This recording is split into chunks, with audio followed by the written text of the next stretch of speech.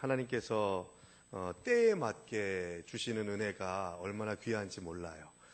공부해야 될 때 아이들이 공부하는 게 은혜고, 또 직장 찾아가야 될 때 자녀들이 직장 알아서 찾아가는 게 은혜죠. 더불어서 결혼해야 될 때, 결혼해야 될 시기에 결혼하는 게 얼마나 은혜인지 우리가 잘 알고 있기 때문에 하나님께서 주시는 놀라운 은혜로 결혼해야 될 청년들이 빨리 짝을 찾고 가정을 이루어낼 수 있는 귀한 은혜가 있게 되기를 간절히 바랍니다.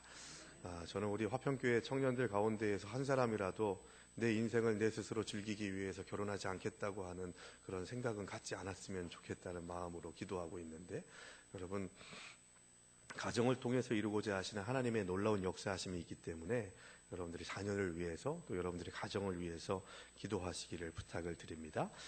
자, 오늘은 거룩한 성전이 되려면 이라는 제목으로 오후 예배 말씀을 전하겠습니다.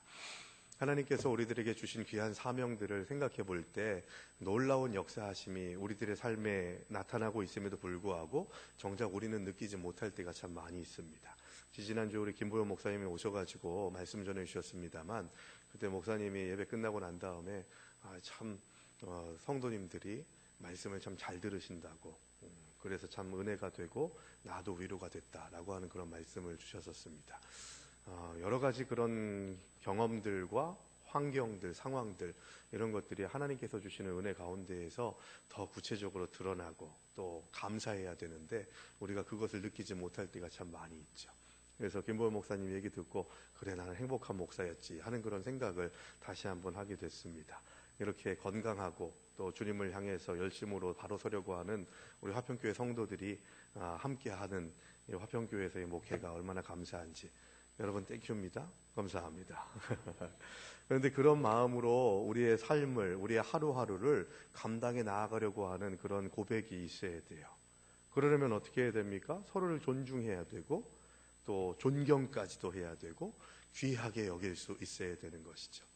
저는 신학교에 다니면서 제가 정말 다 친구들이 귀하지만 이 친구는 어느 교회든지 내가 자랑하면서 소개해 줄 수 있겠다 하는 그런 친구가 하나 있어요. 미국에 지금 유학 중인 친구인데요. 그 친구하고 제가 학교에 다니면서 그렇게 친한 그런 일들을 경험한 것도 아니고 그랬는데, 대학원 다니면서 제가 좀 힘든 일이 있어가지고 그냥 울면서 그렇게 이야기를 했는데 그 친구가 옆에서 같이 울면서 그 얘기를 들어준 게 참 도움이 돼서 그 친구하고 교제하게 되는 시간들이 참 많았습니다. 여러분, 제일 좋은 은혜는요, 내가 힘들 때 옆에서 같이 울어주는 사람이 있으면 그게 제일 귀한 거예요. 나 인생 헛살지 않았구나 하는 그런 생각을 가질 수 있게 되는 은혜가, 내가 힘들 때, 고통스러울 때 같이 손잡아주고 울어주는 사람들. 쓸데없는 말하는 건 어떤 건지 아세요? 그거 내가 당한 고통에 비하면 넌 아무것도 아니야. 이거 아무 위로도 안 돼요. 그냥 같이 손잡고서 울어주는 거죠. 내가 당한 고난에 비해서는 아무것도 아닌 것 같더라도 지금 이 사람이 일 때문에 힘들어하면 아이고 집사님 얼마나 힘들어요. 같이 그냥 확 울어버리는 거예요. 내 옆에서 아파할 때 울어줄 수 있는 사람이 있다는 것, 이건 정말 하나님께서 주시는 은혜인 거죠. 그래서 옆에 있는 분하고 같이 인사하겠습니다. 내가 옆에서 울어줄게요. 인사해 주십시오.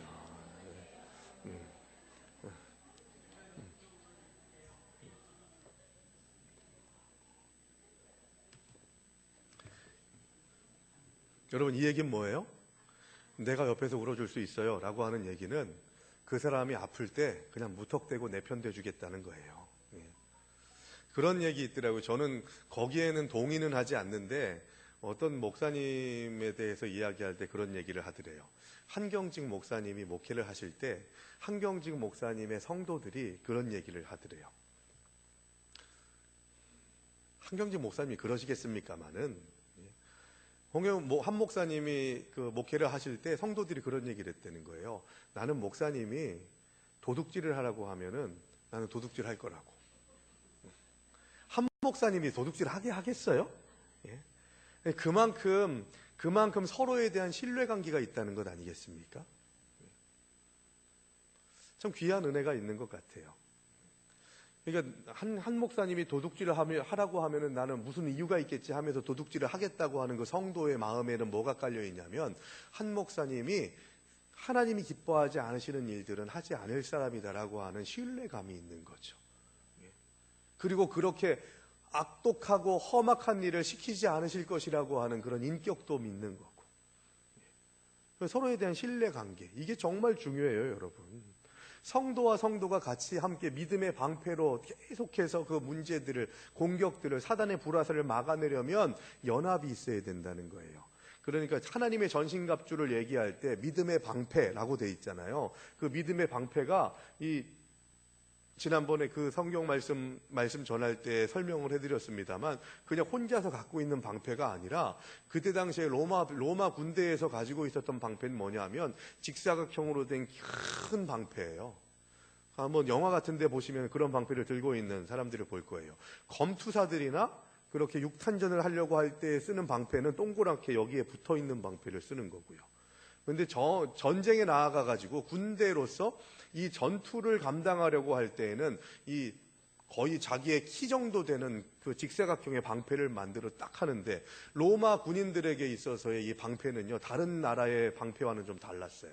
그게 뭐였냐면 서로 이렇게 끼워서 넣을 수 있는 홈이 있어가지고 어떤 부대에서 있었더라도 로마 군인의 거기에 편성되어 있는 군대의 군인들은 거기에 같이 합력해서 힘을 모아서 전투를 하려고 할 때 그 방패를 계속해서 끼워 넣으면 벽과 같이 되는 그런 일들을 할 수 있었던 거죠. 위로도 끼울 수도 있고 옆으로도 끼울 수도 있어가지고 웬만한 것에는 그렇게 뚫리지 않는 그런 합력할 수 있는 전투력이 있었던 거예요. 사도 바울이 말했던 믿음의 방패가 그거거든요. 교회 공동체가 하나님의 거룩한 공동체로서 이 사단의 불화살을 끊어버리려면 나 혼자서는 안 된다는 거예요. 나 혼자는 안 되고 집사님과 권사님과 장로님이, 권사님과 목사님이, 장로님과 목사님이 같이 이렇게 자신들의 방패가 끼워져서 하나님께서 든든히 사용하시는 산성 같은 그런 방패가 되어지는, 연합의 방패가 되는 그런 일들이 우리 화평교회 공동체 가운데 있어야 된다는 거죠. 그래서 서로가 서로에게 힘이 되고 위로가 되고 격려가 될 수 있어야만 하나님이 기뻐하시는 공동체가 될 줄로 믿습니다. 저는 오늘 이 시간 거룩한 성전이 되려면 어떻게 해야 될까 하는 것을 고린도전서 3장의 말씀을 통해서 같이 나누려고 합니다. 하나님은 우리를 그리스도 예수 안에서 성도로 불러주셨어요. 하나님은 거룩하세요. 그렇기 때문에 부름받은 우리도 마땅히 어떻게 해야 되겠어요? 거룩해야 되는 거예요. 우리는 거룩합니까? 뭐라고 말을 잘 못하겠죠.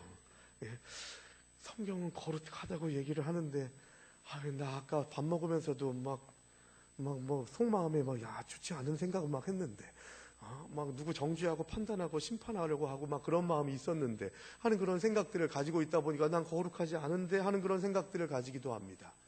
그래서 정답은 뭐냐면, 우리는 하나님이 거룩하니 너희도 거룩하라라고 그렇게 말씀하신 말씀에 의지해서 거룩하게 되기를 간절히 소망하는 사람들이 돼야 되는 거예요. 나는 거룩해, 이거 교만이거든요. 우리는 거룩의 상태를 채워나갈 수 있는 능력이 우리에겐 없어요. 그런데 하나님께서 우리들에게 너희는 거룩하다고 선포해 주셨어요. 믿으십니까? 그래서 그게 은혜인 거예요, 여러분.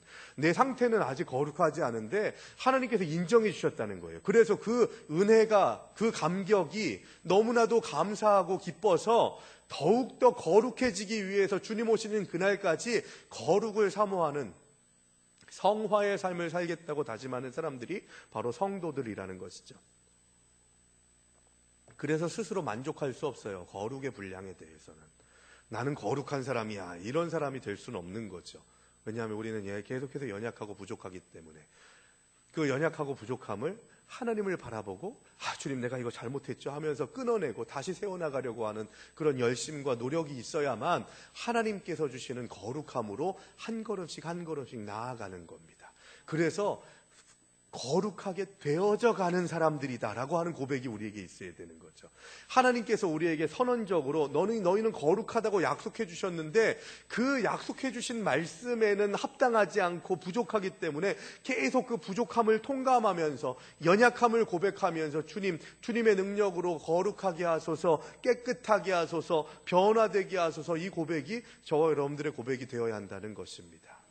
그래서 항상 우리는 부족하고요. 항상 우리는 죄인이라는 것을 고백할 수밖에 없다는 거죠. 자, 본문의 말씀을 통해서 함께 거룩한 성전이 되려면 어떻게 해야 될까 함께 나눠봅니다. 먼저 16절과 17절의 말씀을 같이 읽을까요? 16절, 17절 말씀 같이 읽습니다. 너희는 너희가 하나님의 성전인 것과 하나님의 성령이 너희 안에 계시는 것을 알지 못하느냐? 누구든지 하나님의 성전을 더럽히면 하나님이 그 사람을 멸하시리라. 하나님의 성전은 거룩하니 너희도 그러하니라. 아멘. 자, 여러분, 여기에서 말하는 하나님의 성전을 더럽힌다라고 하는 것은 바로 분열케 하고 낙심케 하고 편을 가르는 일들을 이야기합니다. 그러니까 이 하나님의 성전이 더럽혀지는 것, 이것은 바로 성령의 일과 사람의 일을 함께 혼용하는 것이고, 하나님의 성전에서 사람의 생각으로 그것을 운영하려고 하거나 그것을 채워나가려고 할 때, 그때 하나님의 성전을 더럽히는 것이 되어버리게 된다는 거죠. 그래서 첫 번째로 우리가 거룩한 삶을 살아가려면 분열과 다툼을 멀리하는 사람이 되어야 한다는 겁니다. 분열하려고 할 때, 다투려고 할 때마다 옆에 있는 분이 분열하려고 하고 다투려고 하면요, 이제부터 이러시죠. 저도 혹시 분열하고 다투려고 하는 마음이 보이면 여러분들이 그렇게 하세요. 하나님이 성전이시잖아요 라고 그렇게 얘기하세요. 16절에서 뭐라고 얘기한다고요? 너희는 너희가 하나님의 성전인 것과 하나님의 성령이 너희 안에 계시는 것을 알지 못하느냐? 라고 그렇게 얘기하는 거예요. 깨달아라, 그 얘기죠. 분열하게 하는 일, 다투게 하는 일들은 하나님의 성전에 걸맞지 않다는 겁니다. 바울은 하나님의 고린도 교회 성도들을 하나님의 성전이라고 불렀어요. 왜냐하면 그리스도의 보혈로 구속받은 백성에게 성령께서 함께 하시기 때문입니다. 여러분, 구원 받으셨습니까? 예수 그리스도의 보혈의 능력으로 구원을 입으셨죠? 그러면 여러분들은 하나님의 성전이라는 거예요. 그래서 옆에 있는 분들도 다 성전이에요. 하나님의 성전, 하나님이 거하시는 곳, 성령이 함께 하시는 곳, 얼마나 귀해요. 함부로 할 수가 없잖아요. 성도는 마땅히 거룩하게 살아야 하죠. 하나님이 임재하시는 거룩한 몸이 되었기 때문입니다. 바울은 하나님의 성전을 더럽히는 자들에게 하나님의 심판이 있음을 조금 전에 읽었던 17절에서 말씀하고 있습니다. 성전을 더럽힌 사람을 하나님이 멸하실 것이라고 경고하는 거죠. 교회는 부름받은 거룩한 자들의 모임입니다. 그런데 고린도 교회가 분열이 일어나죠. 바울은 거룩한 교회에서 당파를 짓고 분열을 주장하는 행동이 하나님의 교회를 훼손하는, 더럽히는 행위임을 분명하게 합니다. 분쟁은 교회의 거룩함을 훼손하고 더럽히는 행위라는 것이죠. 그래서 나로부터 분쟁이 시작되는 일들을 그 무엇보다도, 죽는 것보다도 두려워할 수 있어야 됩니다. 하나님은 인간적인 욕심과 욕망을 쫓아서 교회를 분열시키고 더럽히는 자들을 심판하시겠다고 분명히 약속하세요. 분열과 다툼을 멀리하는 것이 거룩함의 시작점이라는 것을 잊지 마시기 바랍니다. 또 18절, 20절 말씀 같이 읽어볼까요? 18절부터 20절까지입니다. 같이 읽습니다. 아무도 자신을 속이지 말라. 너희 중에 누구든지 이 세상에서 지혜 있는 줄로 생각하거든 어리석은 자가 되라. 그리하여야 지혜로운 자가 되리라. 이 세상 지혜는 하나님께 어리석은 것이니 기록된 바 하나님은 지혜 있는 자들로 하여금 자기 꾀에 빠지게 하시느니라 하였고, 또 주께서 지혜 있는 자들의 생각을 헛것으로 하신다 하였느니라. 아멘. 그래서 두 번째로 우리가 생각해야 될, 거룩한 성전이 되려면 해야 될 것이 무엇이냐 하면 다른 것 자랑하지 말고 하나님의 지혜만을 자랑하는 자가 되어야 된다는 겁니다. 고린도 교회 내에는 스스로 지혜롭다고 여기는 사람들이 있었습니다. 그들이 자랑하는 지혜는 세상적인 것들이었어요. 하나님의 것과 세상적인 것들의 차이가 뭡니까? 이들이 자랑한 것은 그리스도의 십자가나 복음이 아니었기 때문에 그리스도의 십자가와 복음을 위한 지혜는 하나님의 것이지만 그 이외의 것들은 다 세상적인 지혜에 해당한다는 것입니다.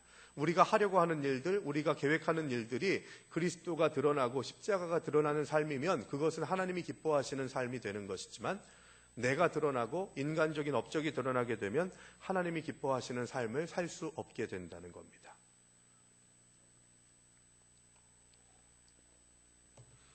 그래서 여러분, 우리는 주님의 사명을 감당하면서 쓰임받는 도구일 뿐이지 내가 드러나면 안 돼요.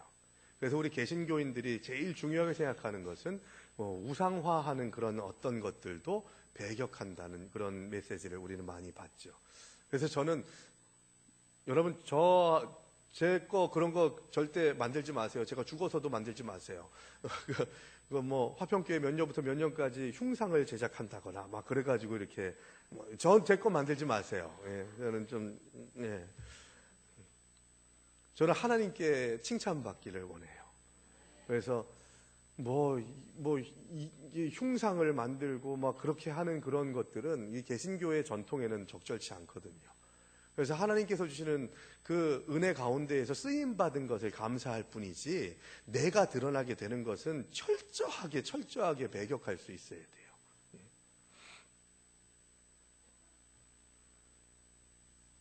제 거 만들지 마세요. 세상의 지혜와 말솜씨로 자랑하는 고린도 교회 성도들의 모습들을 보면서 하나님의 지혜만을 자랑하라고 말합니다. 세상의 지혜로 말하면 그때 당시에 사도 바울은 그 누구보다도 엘리트였어요. 그런데 사도 바울이 얘기하지 않습니까? 자신이 전하는 복음을 말과 지혜로 하지 않고 하나님의 뜨거운 심장을 가지고서 복음만을 집중했다고 이야기합니다. 말과 논리로 하려고 하면은 이것은 열매를 맺을 수가 없는 것이죠. 바울은 참된 지혜는 세상적인 것이 아니고 세상의 기준에 있지도 않다고 말합니다. 오히려 참된 지혜자가 되려면 이 세상의 지혜에 대해서 바보가 되라 라고 그렇게 이야기를 하고 있는 거죠. 세상을 따라가야 되긴 하지만 세상을 따라가려고 이 교회가 세속화되어서는 안 된다는 거예요. 교회는 세상과는 달라야 합니다. 이 세상의 지혜는 하나님 앞에서 어리석은 것일 뿐입니다. 세상의 지혜는 사람을 구원하는 능력이 없기 때문에 주님의 지혜를 품는 자들은 사람을 살리는 자들이지 사람을 죽이거나 낙심케 하거나 깔아내리거나 하는 그런 일들로 나타날 수는 없는 것이죠. 여러분 누군가가 뭐를 할 때 뭘 얼마나 잘해야 돼요? 잘할 필요가 있어요? 그리고 나는 얼마나 잘해요? 제가 우리 전도사님들한테 말씀을 전하고 난 다음에 제가 좀 코멘트해야 될 것들이 있을 때 항상 이야기하는 게 있어요. 저도 부족하지만.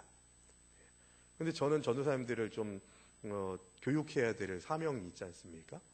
그래서 전도사님들에게 설교에 대해서 이야기할 수 있는 중요한 특권을 주신 자리가 담임 목사의 자리라고 생각을 해서 우리 전도사님들이 좀 조언을 해야 되고 격려해야 될 것들이 있으면 전도사님들에게 개인적으로 이야기를 하고 나눕니다. 근데 제일 중요한 건 뭐냐면 나처럼 해야 돼, 나처럼 이런 생각이 있으면은 그 사람이 변화될 수가 없거든요. 나도 부족하지만 우리 이런 부분들은 좀 변화시켜 나가고 좀 더 보완해 나갑시다 라고 그렇게 이야기를 하면 듣는 사람도 얼마나 은혜가 되는데요. 넌 이걸 못하네, 이걸 했네, 안 했네, 이건 못하러 합니까? 그냥 인내하시고 격려해 주시면 될 것을. 수고했습니다, 애썼습니다. 일당 받는 것도 아니고 교회에서 무슨 일 한다고 해가지고 대단하게 추앙받고 그런 것도 아닌데 그냥 그렇게 감당하는 대로 감당할 수 있도록 안내하고 애썼다고 격려하고 수고하면 될 일인데 그걸 못하러 그렇게 뭘 했네, 어떠네, 저떠네 그러면 교회에서 일꾼들이 점점 더 없어지게 되는 거예요. 그리스도 안에서 주님의 지혜를 가지고 있는 자들은 지금 내가 하는 말이 주님의 지혜로 어떤 얘기를 해야 될까, 내가 행동이 어때야 될까를 알 수 있는 그런 능력을 받는 자들입니다. 하나님은 이 세상 지혜자들의 생각이 얼마나 헛된지를 알고 계세요. 참된 지혜는 오직 그리스도입니다. 십자가입니다. 그것이 바로 우리들의 삶에 드러나게 될 때 하나님의 지혜를 자랑할 수 있는 자들이 될 수 있다는 것입니다. 세상 사람들이 우리를 바보라고 얘기하잖아요. 아니, 일요일 날 쉬지. 교회 가가지고 왜 이렇게 시달리냐. 야, 너 목사님이 너 일 시키지. 교회 가면 일할 거 너무 많지. 집에서 누워가지고 좀 쉬기나 하지. 못하러 그래. 주일날 가게라도 열어가지고 돈이라도 더 벌지. 이 바보같이 뭐 하는 거야? 라고 하는 그런 이야기들을 듣는 사람들이 그리스도인들이에요. 근데 담대하십시오. 세상 사람들이 바보라고 이야기하면 내가 그리스도 안에서 잘 세워져 있구나. 잘 감당하고 있구나. 내가 잘못해서 바보란 소리 듣는 거나 그거 말고요. 예? 주님을 위해서 바보라는 소리 당연하게 들으실 수 있어야 돼요. 예.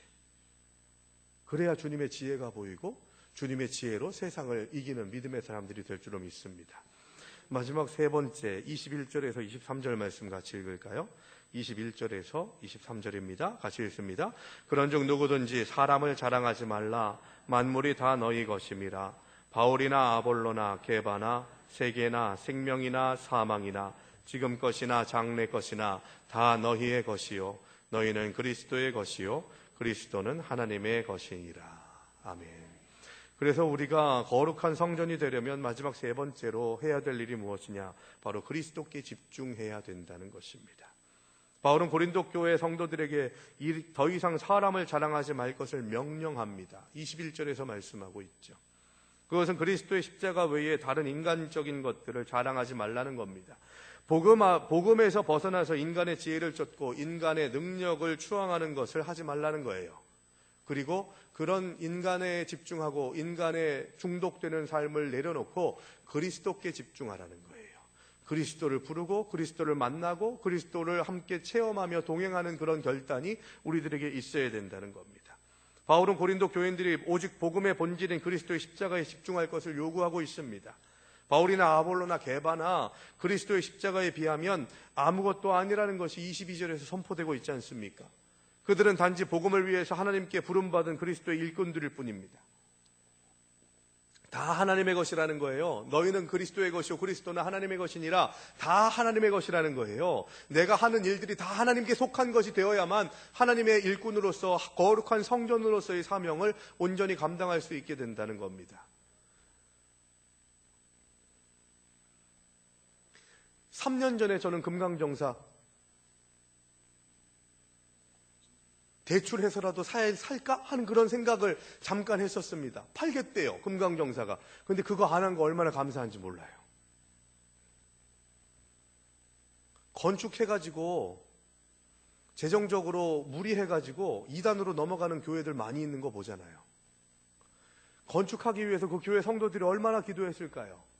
그런데 교회 리더들의 욕심과 과한 생각으로 하나님께서 세우신 교회 공동체를 이단에게 넘기는 일들이 비일비재하게 일어나는 이 세상 가운데에서 하나님, 제가 금강정사 그거 결정하지 않은 것을 감사합니다 라고 하는 생각이 들더라고요. 아마 저 병들었을 거예요. 대출 받아가지고 막 화평교회 당회장이 어떤 목사님이 그러시더라고요. 우리 교회 대출이 15억이 대출이 돼 있어요. 그러면서 하는 얘기가 우리 교회 당회장은 국민은행 은행장이라는 거예요. 그런 교회가 감당할 수 없을 정도의 어지러움을 그렇게 경험하게 되는 문제들을 양산해 내고 싶지가 않더라고요. 하나님이 어떻게 이루어 주실지 알 수 없지만 우리 끝까지 계속해 기도하시기 바랍니다. 하나님이 어떻게 이끌어 주실지 우리는 알 수 없거든요. 그런데 그걸 인간적으로 억지로 하려고 하면은 자 봐라 내가 했다라고 하는 그런 생각을 할 수밖에 없고 나를 드러내려고 하고 내가 더욱더 영광 받으려고 하는 생각들을 갖게 되더라는 것이죠. 그리스도께 집중하는 삶을 살면 하나님께서 우리의 선택의 길까지도 선되게 하시고 아름답게 해주실 줄로 믿습니다. 우리는 거룩한 성전이에요. 거룩한 교회예요. 건물로서의 교회도 중요하지만 여러분들 한 사람 한 사람이 화평교회라고 하는 것을 잊지 마시기 바랍니다. 그래서 저는 우리 화평교회 공동체가 앞으로의 50년, 60년, 100년의 역사를 이끌어 나갈 때 이런 고백이 있어야 돼요. 우리는 주님의 백성입니다. 나는 주님의 백성입니다. 주님의 백성이라는 얘기는 뭐예요? 주님의 통치를 받는 자들이라는 거예요. 그리고 그 통치에 순종하겠다고 하는 고백이 우리들에게 있어야 되는 거죠. 그 통치 안에 들어갈 때 우리는 거룩한 성전된 자들이 될 수 있게 된다는 것입니다. 그래서 오늘 이 시간 같이 함께 찬양하길 원합니다. 우리는 주의 백성이오니 주의 그 큰 이름 선포합니다.